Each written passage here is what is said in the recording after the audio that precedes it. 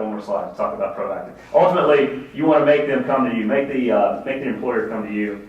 Google, I don't know if you read about Google's selection process. It's a little weird, like a lot of the stuff that they do, but it's incredibly selective. They are trying to hire Mensa-type, genius-type people, MIT and those kinds of, particularly when they're doing computer scientists. So it's a lot of heavy math and heavy IQ, cognitive ability, that kind of a thing. Very selective. Then you go through these interview gauntlet where you interview all these people, and panel interviews. They ask you questions like how many hairbrushes are in Australia, and they don't care what the answer is. They just want to see you think through what the population of Australia would be about, and half are women, and then you've got dog grooming. They just want to see you think through the process, but they do a lot of weird stuff like that. But it's a long, drawn-out selection process, and it's hard to get hired there. But if you were to write a piece of software that would compress video in half, and it would save YouTube $3 billion a year, guess what? All that selection stuff, out the window. You could be a drooling idiot. But if you wrote something that's going to save them $3 billion a year, they're coming after you. You don't have to have a resume. So that's kind of what I'm saying. How can you do that in an I.O. way? Do something that's so remarkable that they come after you. You don't have to go look for a job from them. That's something you need to be thinking about as a first-year student. If you're a second-year student, you really got to get on the ball with that. Okay. So I think that finishes proactive, or hyperactive. The next is radioactive. The radioactive level is to start your own business.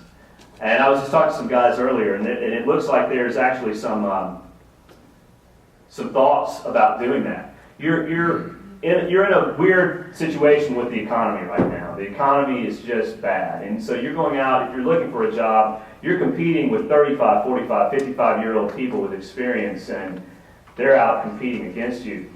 It's going to be real tough coming fresh out of school to say, I'm better than all of those folks.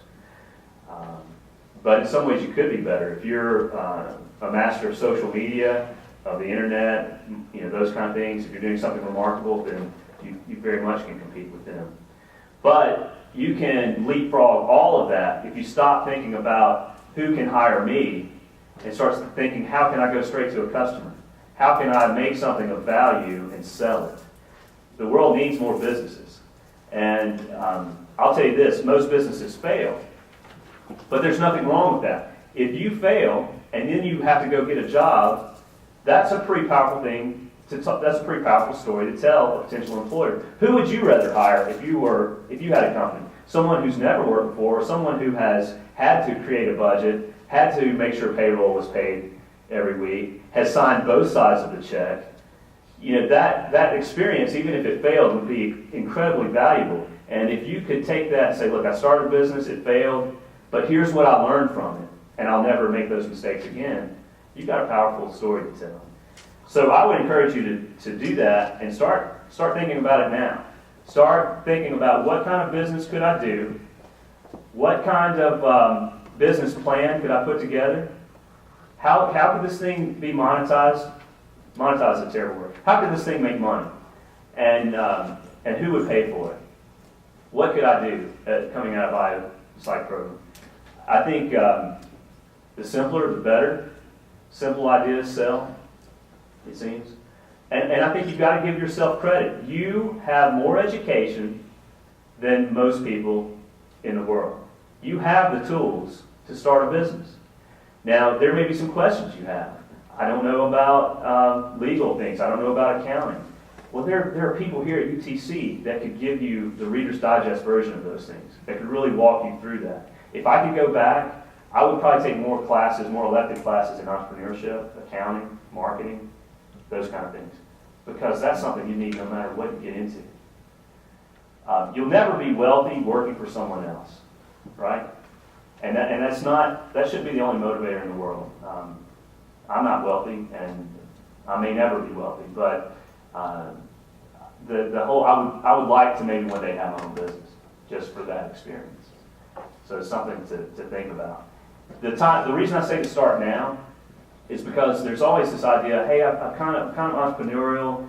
I wouldn't mind having my own thing, but I'll do that one of these days. I'm tired of being poor. I want to get out. I got to get these school loans. I got to start paying them off, and I need to start making some money. But here's the problem. When you start making some money, you also start taking on some expenses. You start getting a car payment, a mortgage, a marriage, a kid, and it gets harder and harder and harder to start that business. If you're used to eating this stuff right now, then you need to just keep on eating this stuff right now. And keep the expenses low. The lower the expenses, the better. The less money you're making per year, the less money you've got to pay yourself when you start your business. You'll pay yourself more as you start making more money. But right now, keep the expenses low. And there's a ton of stuff online about how to do this. There's lots and lots of people far smarter than I that will tell you how to start a business and run it. So I don't even know if you're thinking in that regard, but I would encourage you to do so. So let's just kind of go through the model. This is the Luna model of career searches here. You got the reactive, the active. I remember the active is where you're out networking, meeting people, businesses, lunch, dinner, breakfast. Hyperactive is where you go to your dream job, you say, let me work for you for 3 months, and then during that 3 months, you've got to shine. You've got to impress the socks off of everybody. And really, I mean, no matter what you're going to do, how many people have television at home? I would get rid of it. If you're a student, not faculty. But if you're a student, I would get rid of that television, get rid of that Xbox, get rid of that Nintendo Wii and that PlayStation. That crap will not help you get a job. Start working. Start working is what you need to do. Start working on your ideas, start working on your career, get busy is what I would do. Get rid of the television. It won't do you any good. Whatever little show, you'll forget about it a year from now anyway. That's and then proactive, we talked about that. It's do something that makes them come to you. Radioactive, start your own business. All right?